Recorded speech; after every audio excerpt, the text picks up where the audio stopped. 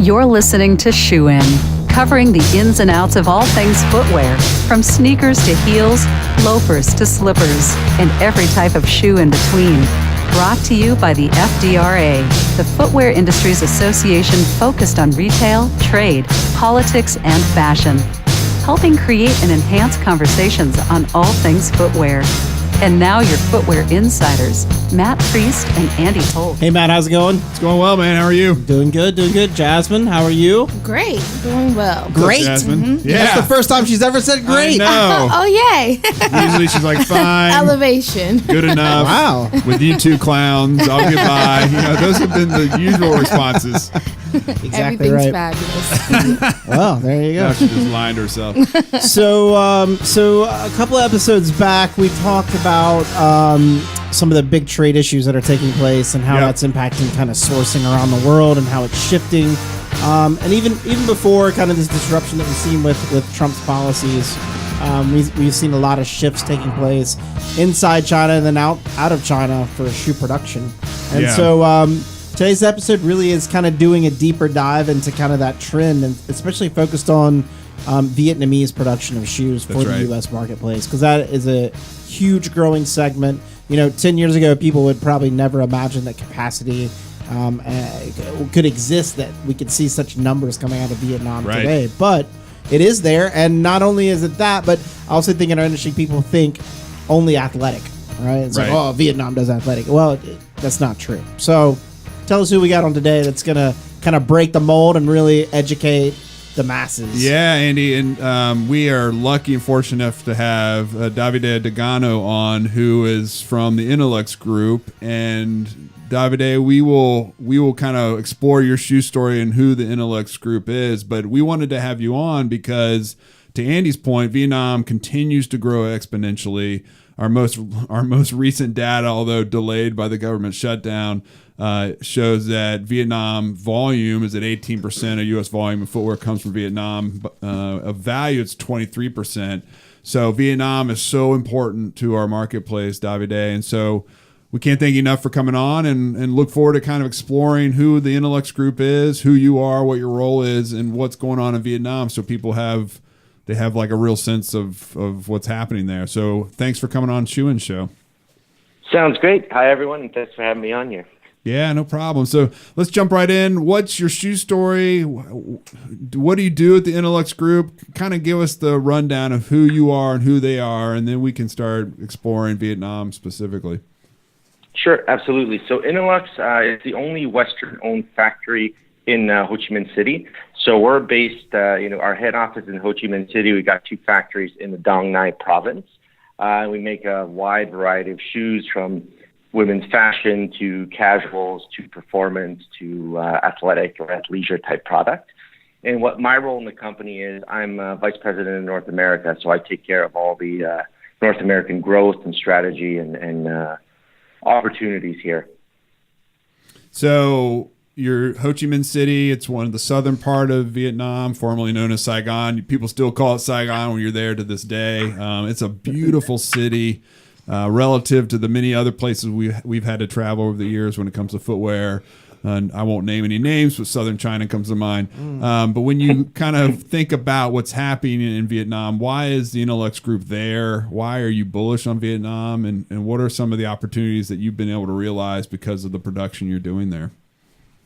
Vietnam, I mean, there's the energy there is just crazy. You can really feel it in the air as soon as you land, be it even Hanoi to Ho Chi Minh. It's something really impressive. Obviously there's a lot of stuff going on in competitive export countries that are sort of changing duties and changing prices and work stability. So it's sort of, Vietnam's perfectly positioned to take advantage of this. The workforce is really stable. Pricing or salaries are stable too, and just the quality of work is fantastic. Proximity to China is also a great advantage because the reality is a lot of components and materials and pieces to make footwear are still coming from the south of China. So it's a truck drive or a flight if needed, but close by. So it makes it really easy to sort of have a natural transition making shoes there. Now, Andy referenced in his opener this notion that a decade ago people would have scoffed at the growth we've seen out of Vietnam, and I remember this distinctly because a number of years ago, maybe 8 years ago, we started doing an annual sourcing assessment that we put out in July. And at that time, now it's a robust report. At that time, we had 4 or 5 pages of just kind of insights and data, and we were forecasting in 5 years' time that Vietnam would exponentially grow. And some people actually scoffed at it. They were like, Vietnam doesn't have capacity. It's just not there. It's gonna outgrow its capacity almost instantly. Why leave China? Why leave China? And so I still hear that. And in all honesty, our 5-year forecast was a year behind. We weren't bullish enough. And so now I'm still hearing these things. Capacity's stretched, and where there's not anywhere else to go. And can you kind of give us what the real deal is on the in Vietnam? Is capacity stretched? Obviously, it's more stretched than it was 8 years ago. But what's going on the capacity side? Yeah, the capacity side, I mean, there are a lot of new factories setting up, and I think that a big part of it is that Vietnam exports almost all of the footwear they produce. So capacity is really used just for an export market, and that biggest market, of course, the United States. Just the growth is there, and I would say that in the realities of southern China in particular, where people or customers are looking for a higher quality product, it's not as stable, and that sort of stability and refined hand is really great in Vietnam. So, what do you guys see in the factories in Vietnam? I mean, we hear there's a lot of automation at some of the athletic or higher end athletic factories. Is there, going into Vietnam, I mean, you guys have been there for around 20 years now or so, I'm guessing. What do you guys see with the opportunity there versus in China? Because I think sometimes we think in China there's just this old school way of doing it, and you just throw people at the problem. What's the difference in the Vietnam factories from the Chinese factories? I think that automation for sure exists in a lot of the athletic world, but for fashion product and for leather product that requires more, it's still sort of a traditional method. Right. So I think that it's sort of it's a combination of the two. Where technology is needed, Vietnam for sure is at the forefront of that. But in the more traditional shoemaking, we're following. At Innolux in particular, we're following like European setups and standards. And what about like the workforce? You said that it was pretty steady. Is that because there's no real migratory patterns that we see where in China you'll see migrant workers come into the factories for a year and then leave, and with that goes the skill set, and you have this huge turnover and you have to retrain. So is that the key thing in Vietnam, where you can maintain a very skilled workforce for several years? Yeah.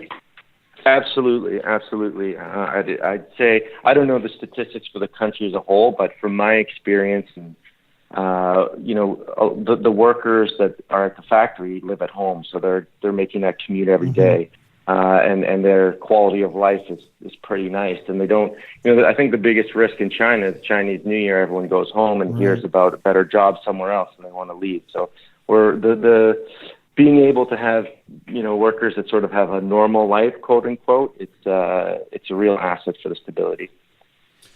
Davide, let's think through kind of what we've seen out of China and the movement into Vietnam right now, with all the trade talk and all the turbulence and unpredictability as it relates to China 301 and potential for additional duties. All things being considered right now, a shoe out of Dongguan has the same duty rate as a shoe out of Ho Chi Minh.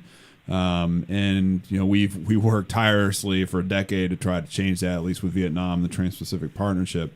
But as we've seen, the natural migration has moved out of China. But what's left back in China is design development, a lot of kind of the corporate infrastructure, the oversight, and then the factory base has been diversified, whether somewhere else outside of Dongguan or Guangzhou, within China, or to Vietnam or Cambodia or Bangladesh. What are you seeing? Are you fully integrated in Vietnam? And is there a point where you think that, you guys have factories in India, or will you kind of start to consider Vietnam as your launching pad into other sourcing countries, but maintaining your presence there in Ho Chi Minh. How do you view it kind of the next 5 to 10 years? That's a great question. So you're absolutely right. A lot of brands that work with a portfolio of factories are still based out of China. So that's just a reality, and I think it'll continue to be for the foreseeable future. Our strategy is to really take advantage and grow within Vietnam. We've experienced working in India before, but just to be able to consolidate our people and to be able to really focus on the kind of product that we want to make, it can be, Vietnam is the perfect place for that. So for the foreseeable future, I see us just really expanding our business and footprint there. And so talk about the profile of your factories. So you did it briefly in the beginning, but is there something specific that, number of workers or types of shoes or customers that you've developed, or kind of walk us through what your history there is, particularly in Vietnam? Yeah, absolutely. So we've got two main factories. One we call MU1, Manufacturing Unit 1, and that one is really set up in the European model, meaning it's smaller stitching units. So it's like units of 6, so it allows us really great flexibility to either do smaller production runs or also have all the different units working on one pattern, let's say. We've got a carousel set up also, so just again closer to the European model. There, it's the focus of product is more on a refined hand, leather goods, more detailed to sort of finishing or shoes that require a high level of finish. And our other unit, Manufacturing Unit 2, is more on a performance athleisure side of things. So there we'll do like sneakers or waterproofing, both steam sealed or booty construction. So we sort of cover all segments of footwear. Yes, you have vulcanized kind of mass retail on one end, and you have artisan Goodyear welds on the other. Is that the basic breakdown? Yeah, we don't do vulcanization at the bigger factory. It's still a cemented construction, but in a nutshell, yeah, that's right. Gotcha. Cool. So, how often are you going back and forth to Vietnam, and kind of how did you get into the shoe industry? Yeah, I go to Vietnam probably once a month or so, and I'm there all the time. Yeah. I'm really hoping for more direct flights to Vietnam. that would really change the game for me. Uh-huh. Right now, it's pretty tricky to get there. I started in the shoe game about over a decade ago. So I'm from Montreal, and it's the wonderful, great retailer Aldo's based out of here. And so I started my career there. Sort of worked within a few different departments there. Worked at a couple of different brands after that, and then went to Vietnam a few times on sourcing trips as a buyer, and just fell in love with the country, what they're doing, and fell in love with Innolux in particular, and sort of the rest is history. What are the big, that love you have for Vietnam? And we talked about the impact on kind of the worker. The workers' lives are different, but overall, someone here in the U.S. who may not travel outside the U.S. sees China, communist country, Vietnam, communist country. That family might have a history with Vietnam for in a negative way from the war. What do you tell people about the differences between Vietnam? What would surprise people about Vietnam, but also what are the differences between doing business in China versus doing business in Vietnam? Yeah.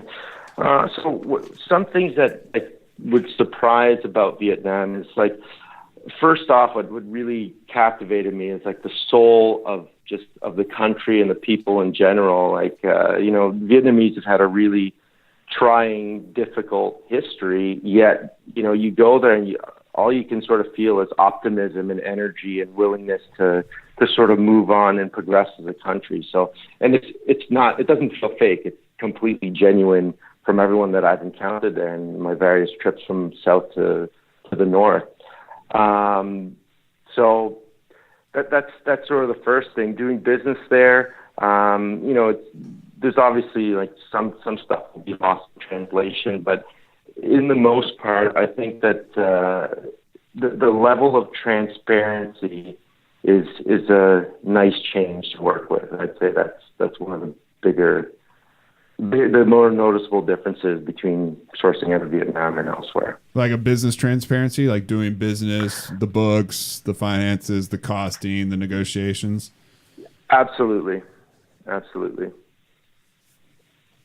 So from there, you have the factory in India. How much are you guys doing in India, and what is Innolux? How do they feel about kind of the India factory?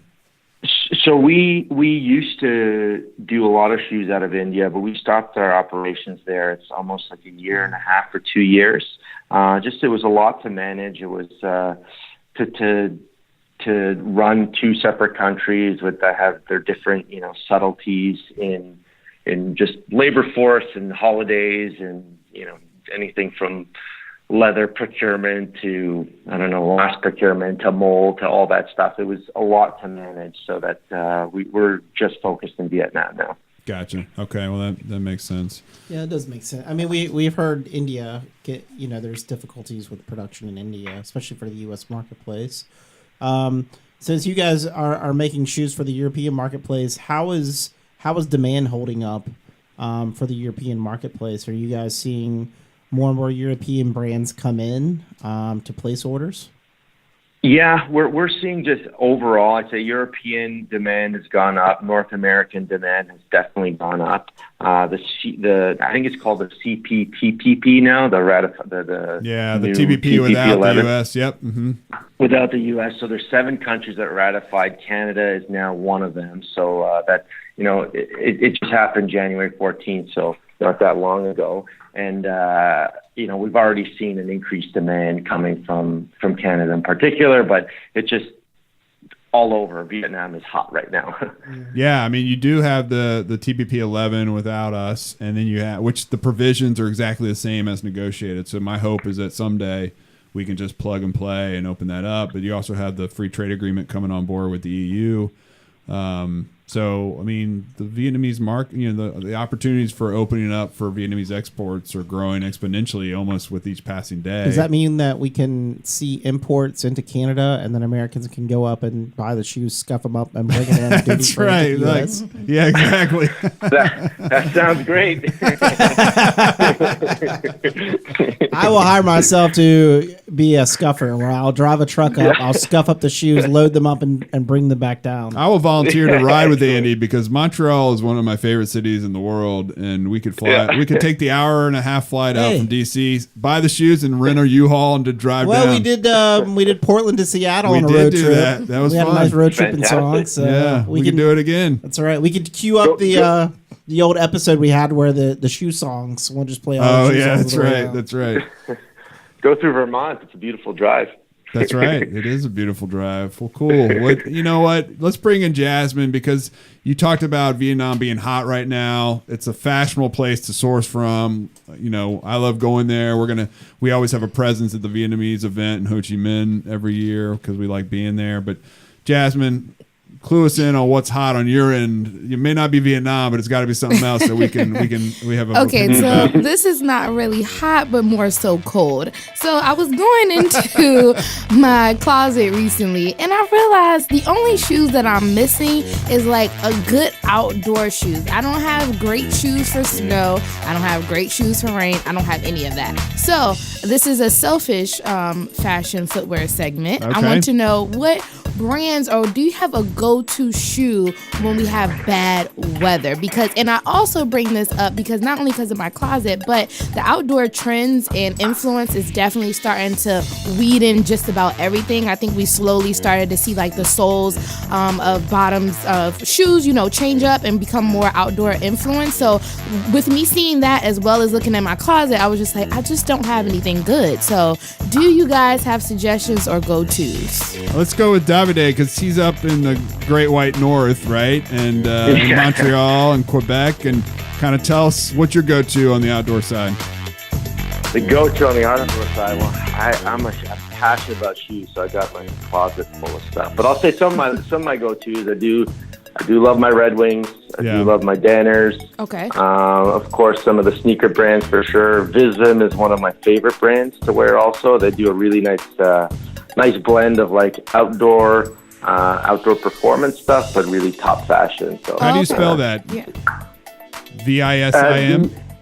VISVIM. Got it. We'll check it out. Yeah, that's definitely become even like that trend, like the performance shoe with a little bit of outdoor influence is definitely becoming more popular too. I even seen that on the runways recently. So I've got some nice Blackstone shoes that are lined with like wool that are amazing. Okay. Merrell, Columbia, those are always, if you want something waterproof, those are the way to go. Obviously. Okay.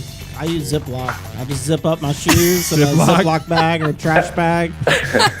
It's the easiest way to make sure. Or I also have technique. I have a high step. High step? Okay. Yeah, high Just step like over the marching puddles. band style, Oh, yeah. right? Okay. Get up off of it. So Okay. Great tips, Andy. Thank you. I got to keep you fashionable, Jasmine. You're welcome. And Davide, we can't thank you for Thank you helping very us much. understand the Vietnam dynamic. And is there a website people can go to for Innolux? InnoluxGroup.com, is that right? That's right. That's correct. Cool. InnoluxGroup.com. Awesome. We'll link that in the comments below on the website. And with that, hope to see you again soon, and maybe we'll catch up in Ho Chi Minh. Absolutely. Sounds great. Thanks so much for the call, guys. Yeah.